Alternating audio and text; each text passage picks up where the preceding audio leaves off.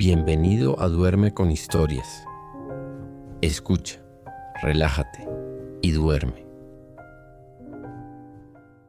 El silencio que envuelve el monasterio antes del alba tiene una calidad distinta a cualquier otro silencio.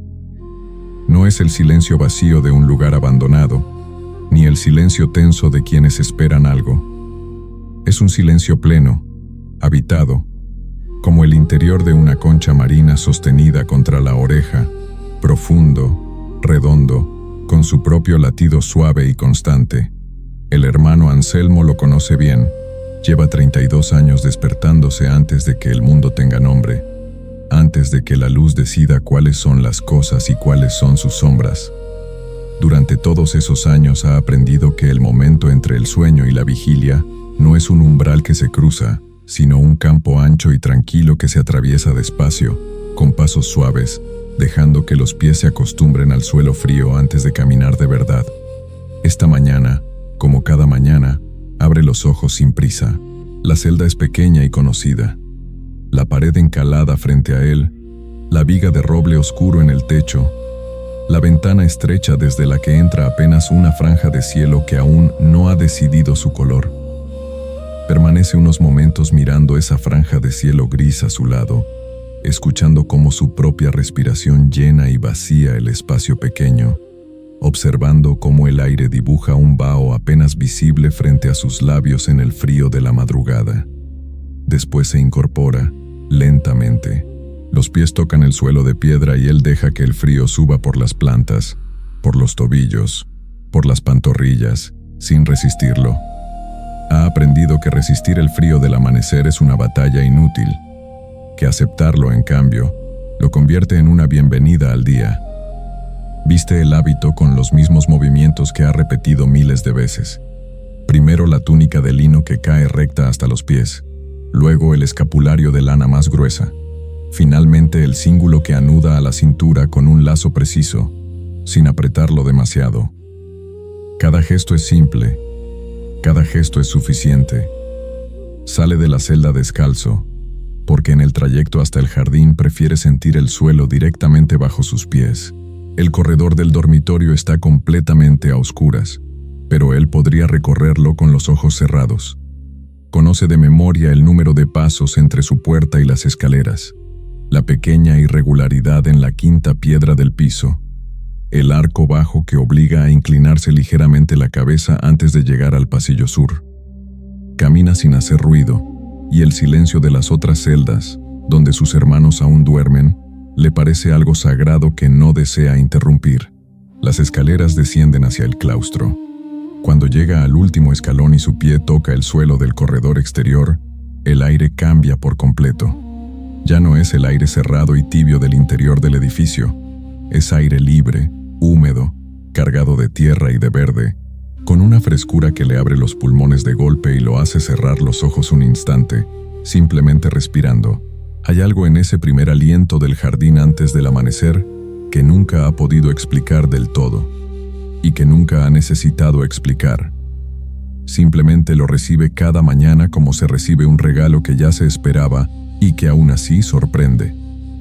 El claustro se extiende ante él en la penumbra azul de las últimas horas de la noche.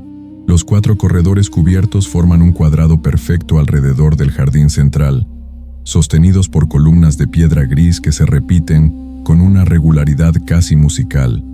1, 2, 3, 4, cada una idéntica a la anterior, cada una ligeramente diferente si uno se detiene a mirarla.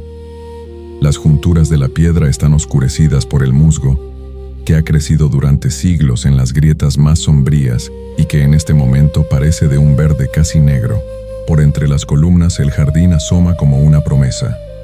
Anselmo camina por el corredor sin prisa, con la mano rozando apenas las columnas al pasar, sintiendo la superficie fría y rugosa bajo las yemas de los dedos.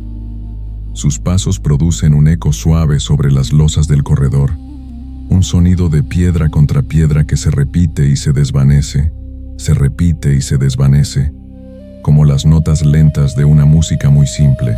El hábito roza sus piernas con cada paso, el tejido de lana ligeramente áspero, familiar como la piel de un viejo guante. Cuando llega a la entrada del jardín y pone el pie sobre la tierra por primera vez, siente el frío húmedo del suelo subir directamente a través de la planta del pie, y el orvallo que cubre la tierra deja sus primeras huellas sobre la piel. Aquí la oscuridad es todavía profunda, pero sus ojos ya se han acostumbrado, y puede distinguir los canteros dispuestos en cuadrados regulares separados por senderos de ladrillo bajo. Los perfiles de las plantas emergen del suelo como siluetas borrosas. Las matas compactas de lavanda con sus espigas inclinadas bajo el peso del rocío. El alecrim erecto y denso que ocupa el cantero del noreste. La menta que se extiende con su desorden alegre y perfumado por el borde más sombreado del jardín. Se detiene en el centro y permanece quieto un momento. Desde algún lugar en la parte alta del edificio, detrás de los tejados de piedra que recortan el cielo con sus líneas irregulares, llega el sonido de la primera campana de la mañana. No es un repique urgente, es una sola nota que golpea el aire frío y se expande en ondas concéntricas de sonido, más y más suave, hasta que se disuelve en el silencio que la rodea. Luego, otra nota. Luego, otra. La campana cuenta la hora con paciencia infinita, y él la escucha sin contar, dejando que el sonido simplemente ocurra, simplemente entre y salga. Cuando el último eco se disuelve, Anselmo se inclina hacia el cantero de lavanda más cercano. Las hojas están completamente cubiertas de rocío. Cada hoja pequeña y estrecha lleva sobre sí misma una gota perfecta que refleja, en su interior infinitesimal, el cielo que todavía no ha amanecido. Él extiende la mano y roza con el dorso de los dedos las espigas más altas, y el contacto libera instantáneamente un perfume tan denso, tan cálido, tan profundamente tranquilizador, que parece casi visible en el aire frío. Es el perfume del aceite esencial que las flores guardan bajo la fina piel de sus pétalos, destilado por meses de sol, y de tierra, y de agua, y que el frío de la noche ha concentrado hasta hacerlo casi tangible. Anselmo aspira lentamente, con los ojos cerrados. El perfume de la lavanda tiene la cualidad de desacelerar el tiempo. Cada vez que lo percibe, incluso después de 30 años, siente que el aire se vuelve más espeso, que los pensamientos se espacian, que el cuerpo pide aflojar los hombros y dejar caer suavemente el peso de la mañana. Permanece así un momento, con la mano entre las espigas, respirando, sin pensar en nada en particular, simplemente presente en ese jardín oscuro antes del amanecer. Luego toma la azadilla pequeña que descansa contra la pared del corredor y comienza a trabajar. El trabajo del jardín en el amanecer tiene su propio ritmo, distinto al de otras horas del día. A esta hora no hace calor, la luz no es suficiente para ver los detalles finos, y el cuerpo apenas ha despertado.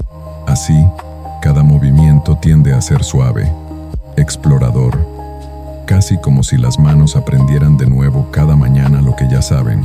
Anselmo mueve la tierra entre las raíces del alecrim con cuidado, aflojando los terrones compactados durante la noche, abriendo pequeños canales para que el agua del riego pueda descender con facilidad. El sonido de la azadilla entrando en la tierra es un sonido blando, sordo, absolutamente carente de urgencia. A su alrededor, el jardín va lentamente despertando también. Un mirlo aparece sobre el muro del este y se queda quieto durante varios minutos, mirando hacia el jardín con esa atención intensa y silenciosa que tienen los pájaros cuando todavía no han decidido qué hacer con el día. Después emite una sola nota, pausa, emite otra, como si estuviera afinando un instrumento. Luego comienza a cantar de verdad, y su melodía sube por el aire del claustro, rebotan entre las piedras de los corredores, y se multiplica en ecos suaves que llenan el espacio con una música completamente natural y completamente perfecta. Anselmo escucha mientras trabaja. No piensa en la música, simplemente la recibe, igual que recibe el frío del suelo bajo sus pies y el perfume de las plantas entre sus manos. Hay una manera de trabajar que no es diferente de descansar, que él ha aprendido lentamente a lo largo de los años, de la misma manera que ha aprendido a conocer cada planta de este jardín, sus ciclos, sus preferencias, los periodos en que florecen y los periodos en que parecen retirarse hacia sí mismas, calladas y compactas. En ese estado de atención sin esfuerzo, el trabajo se realiza solo, o casi solo. Las manos saben lo que tienen que hacer y lo hacen, y la mente puede flotar libremente, sin apegarse a nada, ligera como el vaho de su respiración en el aire frío. El cielo comienza a cambiar. Es un proceso tan gradual que resulta difícil decir cuándo comenzó exactamente. En algún momento el gris azulado se tiñó de un gris más cálido, y ese gris más cálido desarrolló en su margen oriental un borde levísimo de rosa que apenas se distingue del fondo. Anselmo lo ve desde el borde del jardín, donde ha llegado después de trabajar metódicamente desde el cantero de lavanda hasta el de la menta, pasando por el alecrim y la salvia. Se incorpora lentamente, pone la asadilla a un lado y mira el horizonte. El amanecer en el claustro siempre llega de la misma manera, primero como una insinuación de color en el cielo entre los tejados del ala este, luego como un resplandor que va creciendo y calentando gradualmente el tono de las piedras. Las columnas del corredor, que eran completamente grises en la oscuridad, comienzan a adquirir el tono ligeramente anaranjado que tienen cuando la luz del sol las toca de lleno. Las plantas del jardín emergen del difuminado de la penumbra y recuperan sus colores propios. El verde oscuro del alecrim, el verde grisáceo de la lavanda, el verde brillante y suculento de la menta. El hermano Anselmo mira todo esto con calma. No hay asombro en su expresión, porque ha visto este mismo amanecer cientos y cientos de veces, pero tampoco hay costumbre en el sentido de indiferencia. Hay algo más parecido al reconocimiento tranquilo, la sensación de encontrarse de nuevo con algo querido que siempre estaba ahí y que ahora simplemente vuelve a ser visible. El sol que sale cada mañana sobre el mismo jardín, sobre las mismas piedras, sobre las mismas plantas que año tras año florecen y se recogen y vuelven a florecer. Cuando la luz es ya suficiente para ver claramente, se arrodilla junto al cantero de menta y comienza a revisar las plantas con cuidado. Las hojas de menta son pequeñas y redondeadas, con esa textura levemente aterciopelada que las hace suaves al tacto. Él pasa los dedos por encima de ellas con delicadeza, sin arrancar, simplemente recorriendo, y el perfume se libera inmediatamente, fresco, intenso, ligeramente dulce, con esa cualidad refrescante que parece enfriar el aire alrededor de la mano. El orvallo sobre las hojas de menta tiene un aspecto distinto al de la lavanda. En lugar de perlas individuales, forma una película continua que recubre toda la superficie de la hoja y le da un brillo uniforme, como si cada hoja hubiera sido barnizada durante la noche. Hay una hoja que está ligeramente amarilla en el borde. Anselmo la retira con cuidado, sin tirar de ella, separándola del tallo con un giro suave de los dedos. La sostiene en la palma de la mano y la examina. El amarillo es apenas una línea delgada en el margen exterior, y el resto de la hoja está perfectamente verde y sana. Nada que temer. Simplemente la acumulación natural de días y semanas, el ciclo normal por el que toda hoja pasa eventualmente. Deja caer la hoja a los pies de la planta, donde se convertirá en parte de la tierra que nutre las raíces. La segunda campana de la mañana suena desde la torre. Este repique es más largo que el primero, y su sonido se propaga sobre el monasterio todavía dormido con una claridad cristalina. Dentro de los edificios, Anselmo sabe, sus hermanos comenzarán a moverse. El crujido de los jergones de paja, el sonido de las jarras de agua al ser tomadas, los pasos suaves sobre el suelo de piedra. El día monástico tiene su propia arquitectura de sonidos, una construcción de campanas y pasos y cantos que se repite con variaciones mínimas día tras día, año tras año, y que a él le parece la forma más perfecta de habitar el tiempo. Se levanta del suelo despacio con la misma deliberación con que hace todo, y camina hasta el pozo que ocupa el centro del jardín. El pozo es antiguo. Los ladrillos que forman su boca están desgastados y pulidos por siglos de manos que los han rozado al asomarse. Anselmo toma la cuerda gruesa y comienza a bajar el cubo con movimientos regulares. dejando que el peso de la madera vaya cayendo solo, controlado apenas por la fricción de sus palmas. Desde el fondo llega el sonido del cubo golpeando el agua, un golpe hueco y líquido que sube por el pozo amplificado, y luego el chapoteo suave mientras se llena. Saca el cubo lleno con cuidado, sosteniendo el peso con los dos brazos. El agua está fría como el mineral. Cae en el cuenco de piedra al lado del pozo con un sonido musical, un gorjeo suave que llena el jardín durante un momento y luego se apaga. Anselmo lleva el cubo hasta el cantero de salvia, donde las matas grandes y aromáticas esperan con sus hojas grises y suaves completamente cargadas de rocío.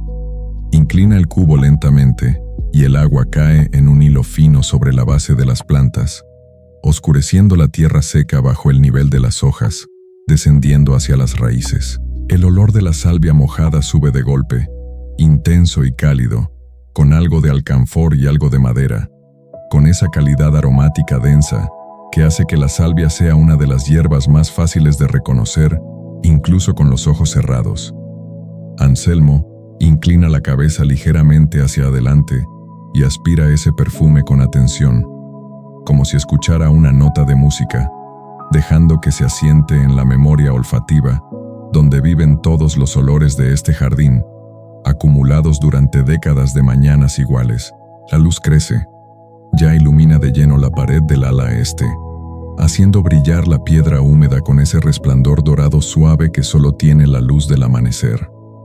Las sombras del claustro son todavía largas y azuladas, tendidas hacia el oeste desde la base de cada columna, pero van acortándose visiblemente mientras el sol sube detrás de los tejados. Algunos destellos de luz llegan ya hasta el interior del jardín, tocando las puntas más altas de las plantas, encendiendo momentáneamente las gotas de rocío que aún no se han evaporado. Anselmo termina de regar con el segundo cubo y deja el recipiente boca abajo junto al pozo para que seque. Luego hace lo que hace cada mañana después del riego. Simplemente se sienta. Hay un banco de piedra en el corredor norte, bajo un arco cuya piedra ha desarrollado a lo largo de los años una serie de manchas de líquen verde amarillento que forman un patrón vagamente floral. El banco es plano y frío, pero él lleva consigo el pequeño almohadón de tela tejida que guarda en el hueco de la primera columna y lo extiende sobre la piedra antes de sentarse. Se sienta con la espalda recta pero sin rigidez, las manos apoyadas sobre los muslos, los pies en el suelo fresco del corredor. Desde aquí puede ver todo el jardín. Las plantas están ordenadas con la simplicidad de lo que ha crecido y sido podado y vuelto a crecer durante generaciones, tomando la forma que la mano humana y la naturaleza han acordado entre sí. La lavanda a la izquierda, densa y violácea, todavía cargada de rocío. El alecrim en el centro norte, erecto como una pequeña multitud de finas columnas verdes. La salvia ocupando todo el cantero sur con su abundancia de hojas grises. La menta extendida libremente por el borde oriental.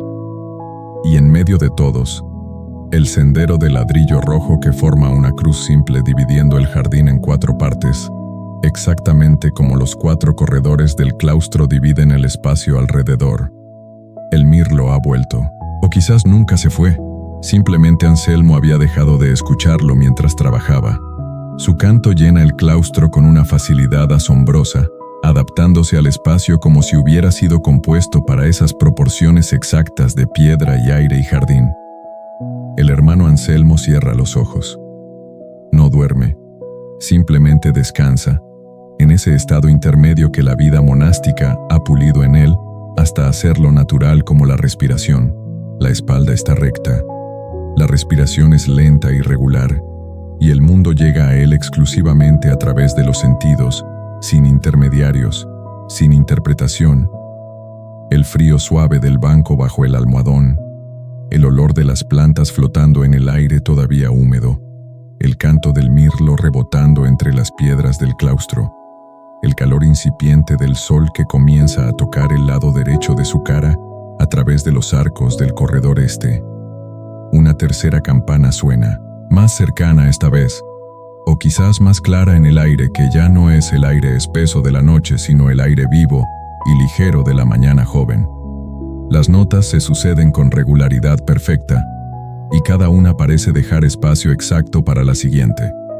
Anselmo las escucha todas, y cuando la última se desvanece, abre los ojos lentamente. El jardín está lleno de luz, no la luz directa del sol, que aún no ha llegado a este ángulo del claustro, sino la luz reflejada, la luz que viene del cielo azul que ya puede verse por encima de los tejados y que llena el espacio del claustro con una luminosidad suave y pareja, sin sombras duras ni brillos excesivos. Las plantas brillan con sus colores propios y perfectos. El suelo de ladrillo del sendero ha comenzado a secarse en su parte central, mientras los bordes junto a la tierra siguen oscuros de humedad. Las columnas del corredor proyectan sombras cortas que apuntan hacia el oeste con la precisión de un reloj de sol. Anselmo se pone de pie, recoge el almohadón, lo dobla con cuidado y lo devuelve a su lugar en el hueco de la columna. Luego recorre el jardín una última vez antes de retirarse al interior, caminando por el sendero de ladrillo lentamente, mirando a cada lado con la misma atención tranquila que ha sostenido durante toda la mañana. Las plantas están bien. La tierra está húmeda. El rocío se está evaporando con el calor suave de la mañana, y cada planta parece haberse expandido ligeramente, como si la luz le diera permiso para ocupar un poco más de espacio en el aire. Se detiene un último momento frente a las matas de lavanda.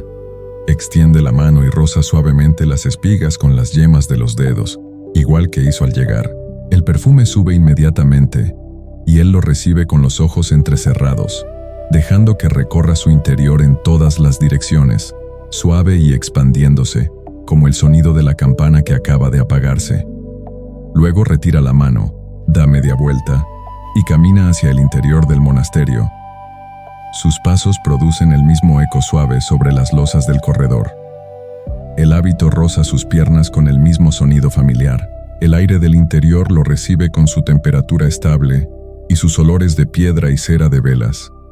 Y en algún lugar arriba, detrás de los tejados, el cielo ya es completamente azul y luminoso, y el día ha comenzado de la única manera que el hermano Anselmo conoce, despacio, en silencio, con las manos en la tierra.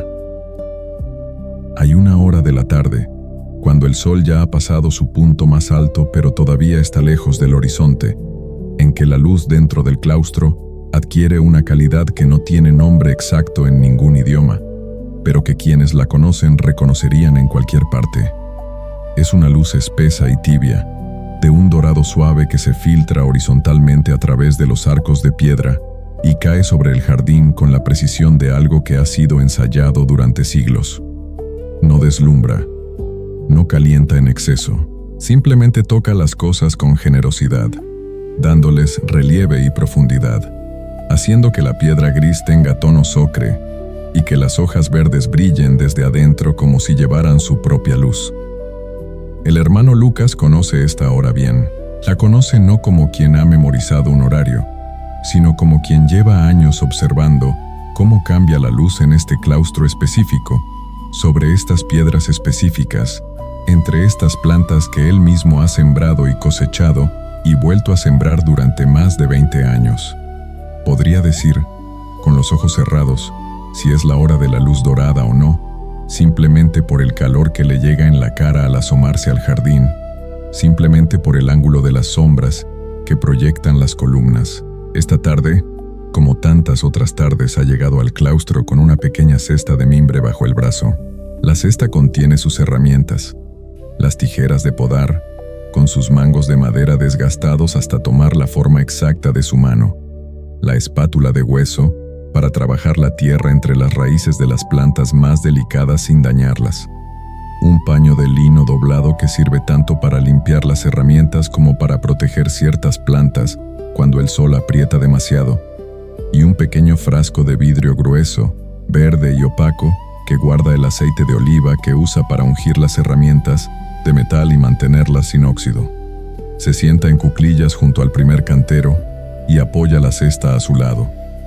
La tierra aquí es de un marrón oscuro que casi tira a negro, húmeda todavía de la lluvia de 2 días atrás, con esa riqueza densa que tiene la tierra buena. la tierra que ha sido trabajada y alimentada durante mucho tiempo.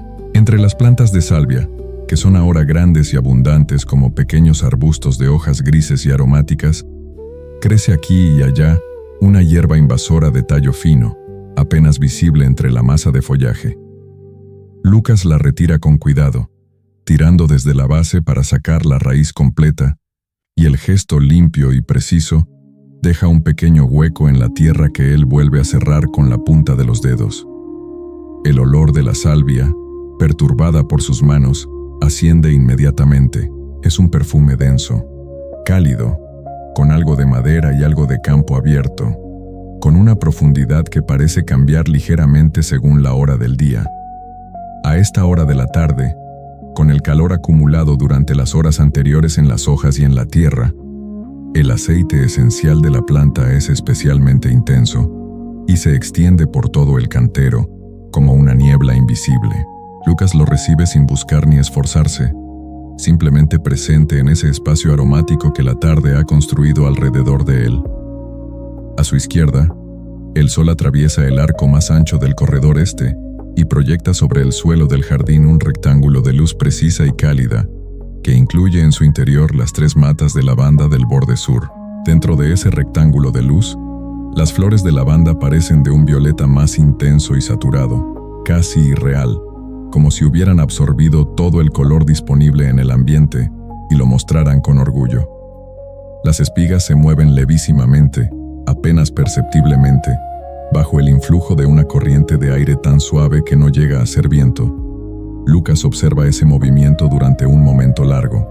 Las espigas de lavanda oscilan con una regularidad casi mecánica, pero con la imperfección característica de lo que se mueve porque vive, no porque ha sido diseñado para moverse. Cada espiga sigue su propio ritmo, apenas diferente del de sus vecinas, y el resultado es un movimiento colectivo que recuerda al de una pequeña multitud aquietada, o al de la superficie del agua en el instante previo a la calma total. Se mueve hacia ese cantero con la cesta. El trabajo de la tarde en el jardín es diferente al de la mañana. Por la mañana se riega y se afloja la tierra. Por la tarde se poda, se recoge, se observa con más atención el estado general de las plantas. Lucas toma las tijeras de la cesta y las sostiene un momento entre las manos, sintiendo el peso familiar del metal y la madera, antes de acercarse a las plantas.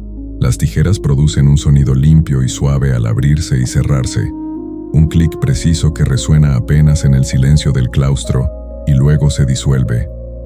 Comienza por los tallos de lavanda que ya han florecido completamente.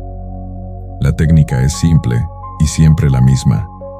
Tomar el tallo entre 2 dedos, inclinar la planta suavemente hacia la luz para ver mejor la articulación entre el tallo viejo y el brote nuevo, cortar exactamente por encima de ese punto con un movimiento único y decidido. El tallo cortado queda en su mano, con sus flores secándose ya desde días atrás, y lo deposita en la cesta. El perfume se concentra en las plantas recién podadas, y el aire alrededor del cantero se carga de lavanda con tal intensidad que Lucas puede sentirlo en la parte posterior de la garganta, cálido y suave como una bebida tibia. Trabaja sin prisa. El ritmo de las tijeras establece su propio tiempo. Corte, depósito en la cesta, desplazamiento de medio paso a lo largo del cantero, corte, depósito, desplazamiento. No hay urgencia, porque no hay plazo. El jardín no tiene más prisa que las estaciones que lo rigen, y Lucas aprendió hace mucho tiempo que la única manera de hacer bien el trabajo en el jardín es adoptar el tiempo del jardín, que no es el tiempo de los hombres, sino el tiempo de la tierra y de las plantas, que es más lento y más exacto y no admite prisas. Una campana suena. El sonido llega desde la torre, atraviesa el espacio abierto del claustro y rebota entre las 4 paredes del corredor antes de disolverse en el silencio.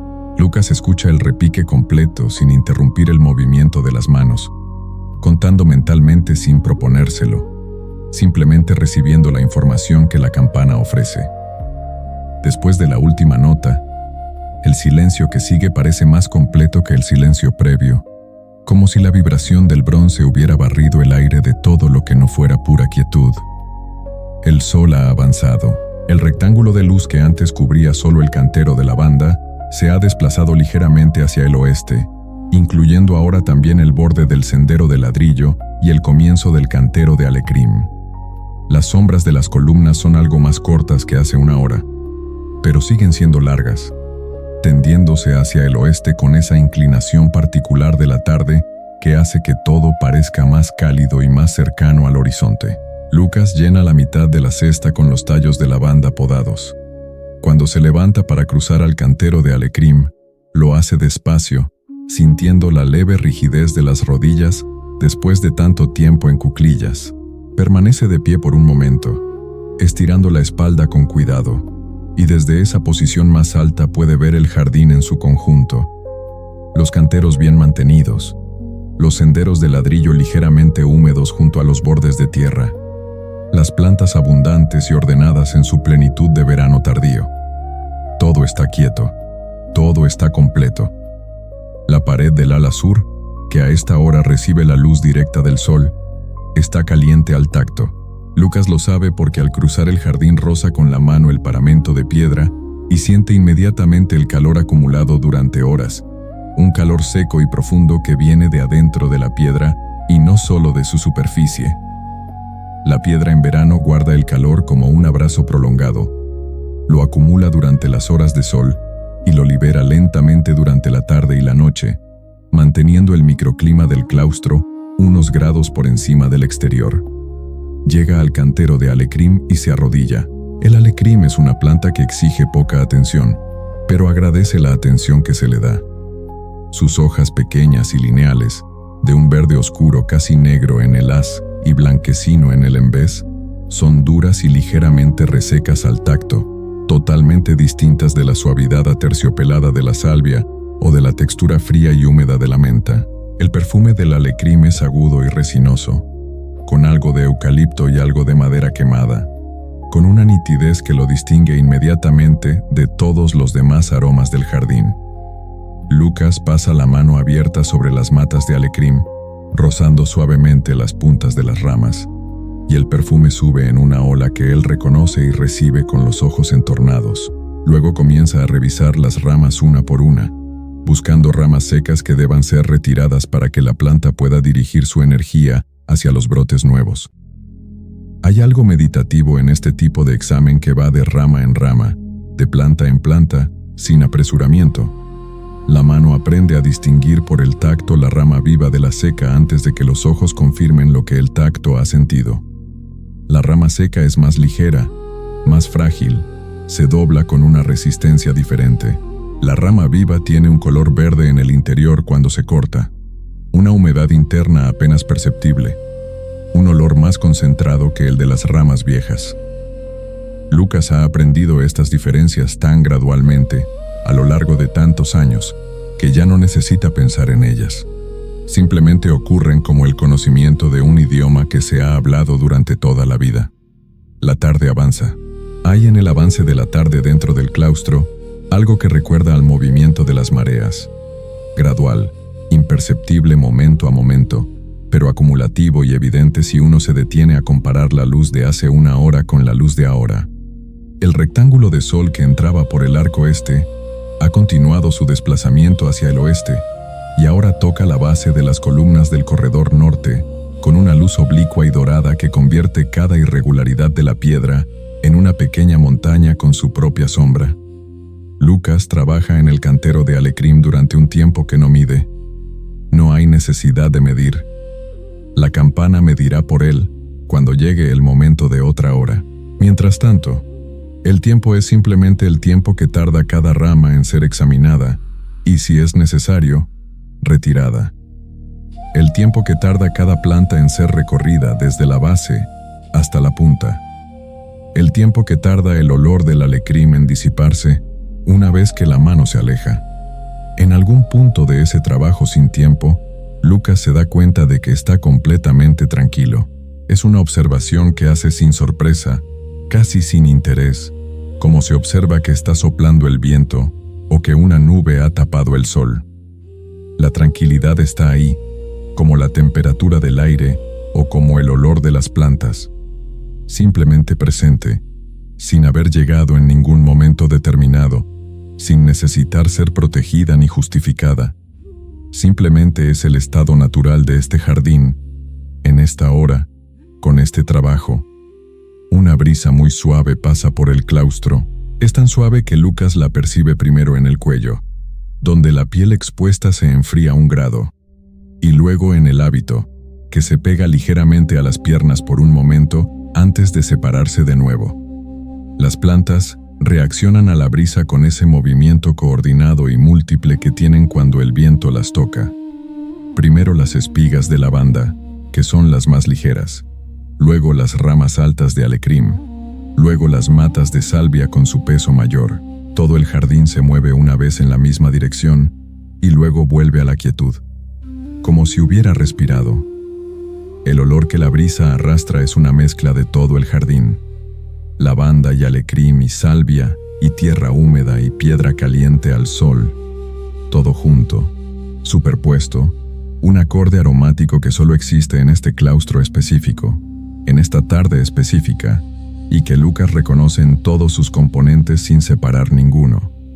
Se sienta sobre los talones y descansa. Las manos, ligeramente teñidas de verde por el aceite de las plantas que ha estado manejando, descansan abiertas sobre los muslos. La espalda está recta. La respiración ha encontrado por sí misma un ritmo lento y profundo que no requiere atención.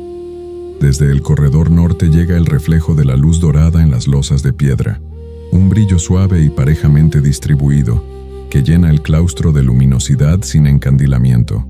Una paloma se posa en el borde de la fuente. La fuente está en el centro del jardín, donde también está el pozo, y el agua que mantienen en la pequeña pila de piedra está siempre fresca y tranquila, sin corriente. La paloma se inclina hacia el agua y bebe con ese movimiento preciso y repetido que tienen las palomas al beber, levantando la cabeza con el pico lleno, dejando el agua descender por la garganta. Luego se sacude brevemente y permanece quieta al borde de la pila, con la cabeza ligeramente inclinada, mirando hacia los canteros con esa expresión de perfecta ecuanimidad que tienen los pájaros. Lucas la mira sin moverse. Sabe que si se mueve con brusquedad la paloma se irá, pero no porque quiera retenerla, simplemente porque es más fácil y más natural no moverse que moverse. La paloma no lo mira a él directamente, o si lo mira no lo distingue como una amenaza, y después de un momento que podría durar 1 minuto o 5 minutos, el tiempo no importa aquí, da un pequeño salto desde el borde de la fuente hacia el sendero de ladrillo, y camina con su andar característico, torpe y digno al mismo tiempo, hacia el cantero de menta. Lucas sonríe sin que nadie lo vea. La tarde continúa su descenso suave hacia la noche. Cuando la sombra del muro este ha avanzado lo suficiente para cubrir la mitad del jardín, Lucas sabe que es hora de recoger las herramientas. No porque la campana haya sonado, aunque sonará pronto, sino porque el trabajo del jardín tiene también sus propios horarios interiores que se aprenden solos, con el tiempo. Limpia las tijeras con el paño de lino y las guarda en la cesta. Recoge los tallos podados que han quedado esparcidos sobre el sendero. Pasa una última vez por cada cantero, revisando con la mirada lo que las manos han hecho. Todo está bien. Se levanta, toma la cesta bajo el brazo y permanece parado en el centro del jardín por un momento. La luz dorada todavía toca la parte alta de las columnas del corredor oeste, aunque el jardín mismo ya está completamente a la sombra. El cielo por encima del claustro, visible en el rectángulo que forman los tejados, es de un azul profundo y cálido que anuncia las últimas horas de la tarde. El aire está quieto, las plantas están quietas. La paloma se ha ido sin que Lucas haya notado el momento exacto de su partida. Camina hacia el corredor sur, despacio, sus pasos produciendo el mismo eco suave que siempre sobre la piedra. En la entrada del jardín, antes de volver al interior del monasterio, se detiene una última vez y se vuelve para mirar el jardín desde afuera, desde el umbral del corredor. Las plantas llenan el espacio que les pertenece con una completitud silenciosa, El olor que sale del jardín hacia el corredor es suave a esta hora, menos intenso que en el calor del mediodía o que en el frescor del amanecer. Un olor apaciguado y continuo, como música de fondo. La sombra ocupa ya casi todo el jardín, y los colores se han vuelto más oscuros y más saturados. Más verdes los verdes, más grises los grises, más violetas los violetas de la lavanda. Lucas mira todo esto con los ojos suavemente entornados. Luego se vuelve hacia el interior, y sus pasos sobre la piedra del corredor producen su eco familiar, y la cesta cruje suavemente bajo el brazo, y el olor del jardín lo acompaña durante un buen trecho por el corredor oscuro y fresco, como si las plantas hubieran decidido acompañarlo un poco más allá del umbral. La última campana del día suena siempre de la misma manera. No es más fuerte ni más lenta que las otras campanas, simplemente es la última, y eso le da una calidad diferente que quienes la escuchan aprenden a reconocer sin esfuerzo.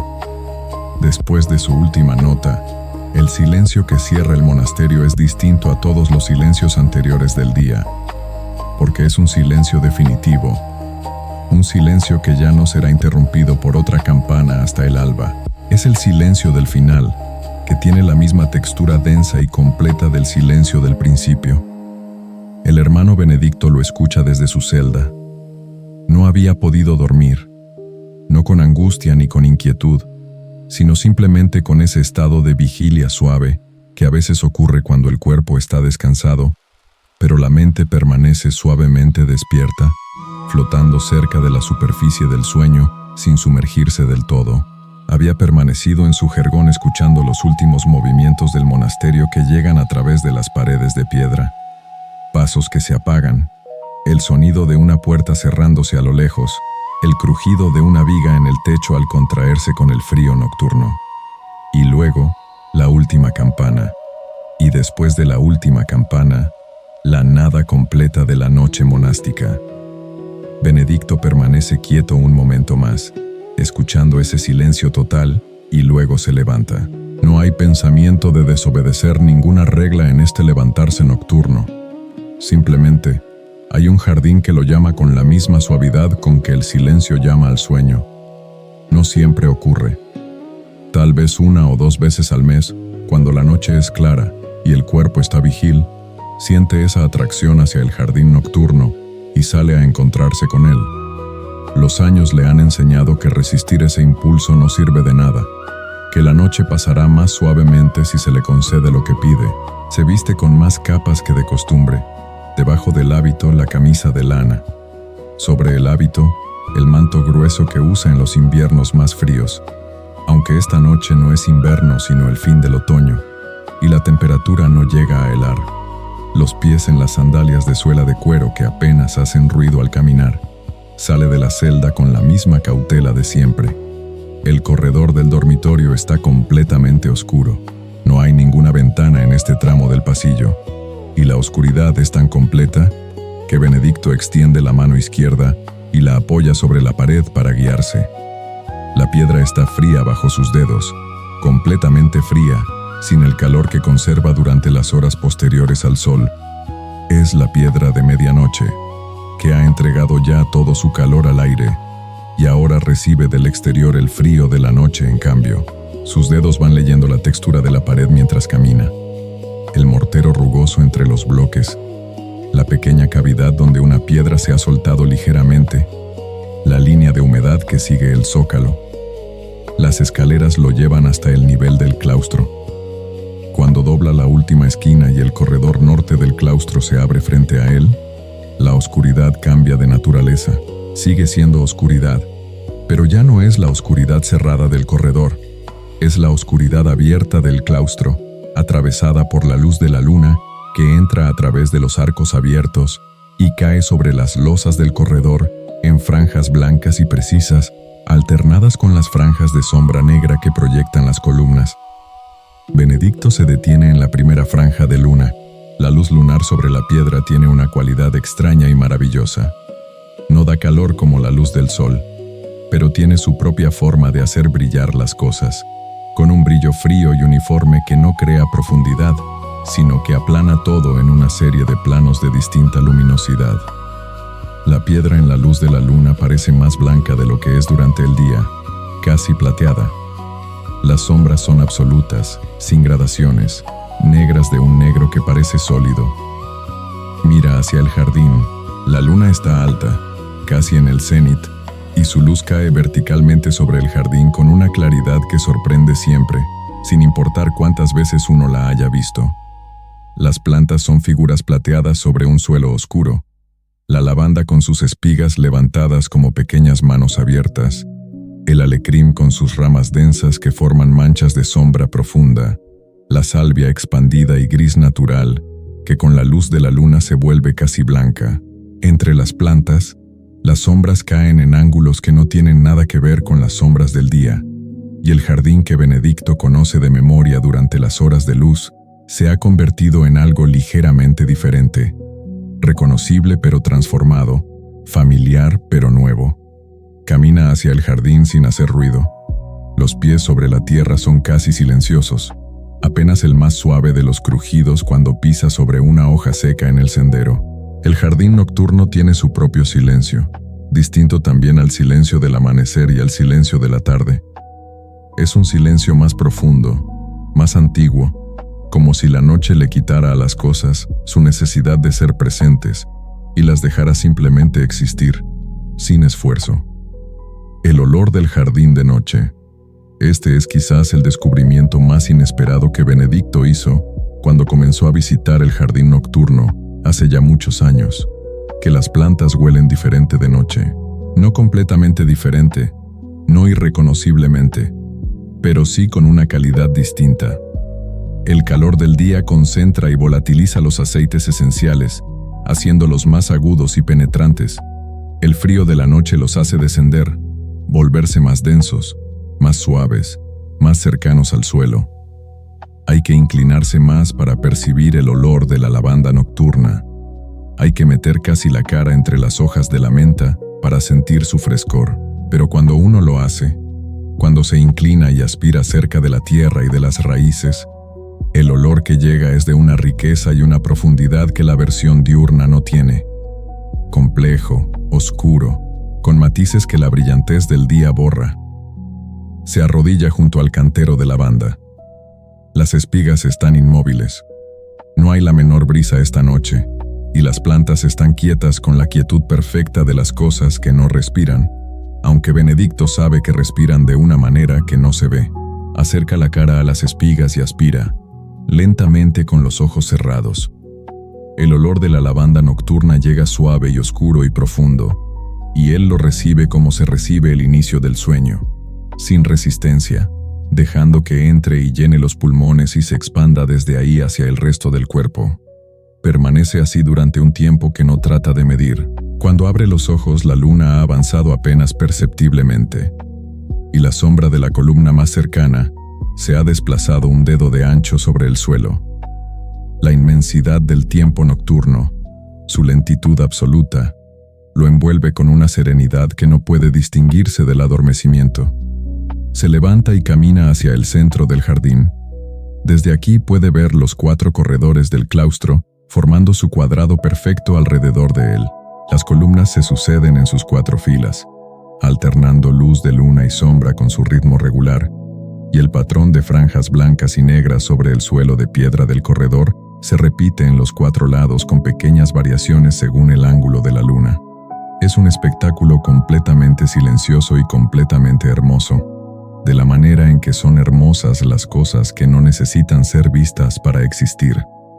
Benedicto mira hacia arriba. El cielo sobre el claustro es un rectángulo de negro profundo sembrado de estrellas. Desde el ángulo del claustro, solo puede ver un fragmento del cielo, pero ese fragmento contiene más estrellas de las que podría contar en toda su vida, superpuestas en distintos planos de profundidad, brillando con distintas intensidades. La Vía Láctea atraviesa su porción de cielo como una franja de luz difusa, y él la mira durante un momento largo, sintiendo el frío de la noche en la frente y en las manos. Luego baja la vista y se sienta en el suelo del jardín. Se sienta con las piernas cruzadas directamente sobre la tierra del sendero de ladrillo, apoyando las manos abiertas sobre los ladrillos fríos. El frío del suelo sube inmediatamente por las palmas, pero no le molesta. Lo acepta como acepta el olor de las plantas y el silencio de la noche, como parte de ese conjunto de sensaciones que componen la experiencia de este jardín a esta hora. Las plantas lo rodean. Desde su posición baja sobre el suelo, las plantas de lavanda son figuras plateadas que se alzan por encima de su nivel de visión, sus espigas recortadas contra el cielo oscuro como una pequeña multitud quieta. Las matas de alecrim forman masas densas y oscuras a su izquierda, sus ramas entretejidas creando sombras dentro de las sombras. La salvia, más cerca de la pared sur, es casi blanca a esta hora, sus hojas grises convertidas en plata por la luna. El olor que llega a esta altura, tan cerca del suelo, es el olor de la tierra misma. Debajo del olor de las hierbas, que está siempre presente, hay otro olor más antiguo y más fundamental, el olor de la tierra húmeda y orgánica que sostiene todo lo demás. Es un olor fresco y oscuro, con algo vegetal y algo mineral, que solo se percibe cuando uno está muy cerca del suelo. Cuando la nariz queda a unos pocos centímetros de la tierra, Benedicto aspira ese olor con atención, dejando que reemplace temporalmente los pensamientos por sensaciones puras. Desde algún lugar en el tejado, muy lejos, llega el sonido de un búho. Una nota, larga y perfectamente redonda, que se expande en el silencio nocturno y rebota en las paredes del claustro con un eco múltiple y suave. Luego, otra nota, en un tono ligeramente diferente. Luego silencio. Benedicto escucha sin moverse, con esa calidad de atención que no busca sino recibe. El canto del búho se repite 2 veces más con intervalos irregulares, y luego deja de sonar, y el silencio que queda tiene la textura del terciopelo, tan denso que parece casi visible. La luna sigue su camino. Las sombras del jardín se mueven con ella, lentamente, con la lentitud de las cosas que no tienen prisa porque tienen todo el tiempo. La sombra de la columna este se ha inclinado un poco más hacia el norte. La franja de luna sobre el cantero de lavanda se ha desplazado medio palmo hacia el oeste, revelando ahora la base de las espigas donde antes había sombra. La piedra del pozo, que estaba completamente oscura cuando Benedicto llegó, ahora recibe un toque de luz lunar en su cara norte que revela los detalles del mampuesto y el musgo entre las juntas. Benedicto observa estas transformaciones lentas, con la misma ecuanimidad con que observaría el crecimiento de las plantas, sabiendo que ocurren, sin necesitar verlas ocurrir, contento de notar sus efectos cuando se acumulan. Se levanta del suelo con cuidado, camina hasta el cantero de menta y se arrodilla una vez más. Las hojas de menta son especialmente brillantes bajo la luna, su superficie lisa reflejando la luz con un brillo suave y parejo. Él extiende la mano y sostiene una hoja entre el pulgar y el índice, sin arrancar, simplemente tocando, y siente el frío de la planta nocturna y la textura ligeramente rugosa de la hoja. El olor de la menta sube, fresco y claro incluso a esta hora fría, con ese poder de limpiar y clarificar que tiene siempre. Hay algo en el olor de la menta de noche que recuerda al agua fría y al cielo despejado y a la sensación de respirar bien. Benedicto sostiene la hoja durante un momento largo y luego la suelta con suavidad. La hoja vuelve a su posición anterior y el olor se queda en los dedos como un recuerdo. Él se levanta y se sacude suavemente el polvo de la ropa y mira alrededor del jardín una vez más, tomando nota mental del estado de cada cantero, de las plantas que necesitarán atención mañana, de los lugares donde la tierra parece más seca o más compactada. Pero esta revisión es un gesto casi automático, la mirada profesional que se superpone a la mirada contemplativa sin cancelarla. Lo que prevalece esta noche, como en todas las noches en que sale al jardín, es la contemplación. La sensación de estar en un lugar que es completamente él mismo, sin pretensiones, sin esfuerzo de ser otra cosa que lo que es. Un jardín pequeño dentro de un claustro, con sus plantas medicinales y su suelo oscuro, y su pozo y su luz de luna. La sensación de ser, también él, completamente él mismo en este lugar. Un monje anciano, sin pretensiones, sin esfuerzo de ser otra cosa que lo que es. Camina hasta el pozo y apoya las manos en la piedra fría del brocal. El agua en el fondo del pozo es invisible desde arriba, pero él sabe que está ahí, quieta, oscura, perfectamente fría. Su superficie, 9 metros abajo, reflejará también la luna si uno se inclina lo suficiente para ver. No lo hace esta noche.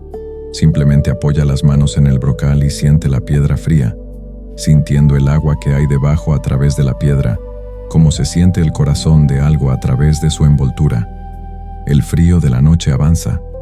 Benedicto siente ese avance en el aliento que se hace visible frente a su cara, en el entumecimiento gradual de las yemas de los dedos, en la forma en que el manto de lana ya no basta del todo para aislar el cuerpo del frío que viene del suelo y del aire. Es la señal que el jardín le da de que es hora de volver. La acepta sin resistencia. Hace un último recorrido por el jardín, esta vez caminando por el sendero exterior que bordea todos los canteros, pasando junto a cada planta en su turno, sin detenerse en ninguna pero prestando atención a todas. La lavanda a la derecha, sus espigas inmóviles como pequeñas oraciones en el silencio. El alecrim oscuro y perfumado, la salvia grande y tranquila, la menta fresca y brillante, y luego de nuevo la lavanda, completando el círculo. Cuando el círculo está completo, se detiene en el centro del jardín por última vez. Mira el cielo, mira las estrellas en su rectángulo de cielo sobre el claustro, y siente el peso amable del universo sobre los hombros como un manto que no oprime, sino que cobija. Escucha el silencio absoluto del monasterio dormido, que es un silencio tan lleno de vida, la vida de los hombres que duermen, la vida de las plantas que respiran, la vida del agua que espera en el fondo del pozo, que no puede llamarse vacío. Aspira profundamente. El aire frío entra en sus pulmones limpio y quieto, y en ese aire están los olores del jardín: lavanda, alecrim, salvia, menta, tierra, musgo, agua, piedra, todo junto, todo mezclado, todo perfectamente presente en ese único aliento nocturno. Lo exhala despacio. Luego se vuelve hacia el corredor, y sus pasos sobre la piedra son tan suaves que apenas producen eco, y el jardín queda atrás en silencio y en luna, y las plantas permanecen en su lugar, y el agua en el pozo permanece en su lugar, y las estrellas sobre el claustro permanecen en su lugar, todo quieto, todo completo, todo completamente en paz. Benedicto sube las escaleras con una mano apoyada en la pared. El corredor del dormitorio lo recibe con su oscuridad familiar, y él lo recorre guiado por la mano y por la memoria, paso a paso, sin apresurarse. La puerta de su celda se abre hacia adentro, y él entra y la cierra tras de sí con suavidad. Se desata el manto y lo dobla sobre el banquillo. Se quita las sandalias, se acuesta sobre el jergón sin quitarse el hábito, porque el frío nocturno así lo aconseja, y extiende los pies y la espalda sobre la cama con un suspiro que no es de alivio sino simplemente de acomodamiento, del cuerpo encontrando su posición natural. Los ojos se cierran solos. En el interior de los párpados cerrados, durante un momento, todavía puede ver el jardín, las plantas de plata bajo la luna, las sombras negras entre las columnas, la franja de estrellas sobre el claustro. Los olores todavía están en su ropa y en sus manos: lavanda, alecrim, tierra, noche. Luego esas imágenes se suavizan y se dispersan, como el eco de la última campana disolviéndose en el silencio, y el silencio que queda es el silencio del sueño, que es el más profundo de todos, que no tiene fondo ni orilla, que simplemente acoge. Y el monasterio duerme, y el jardín permanece en la noche, quieto y perfumado, sosteniendo en su interior toda la calma del mundo.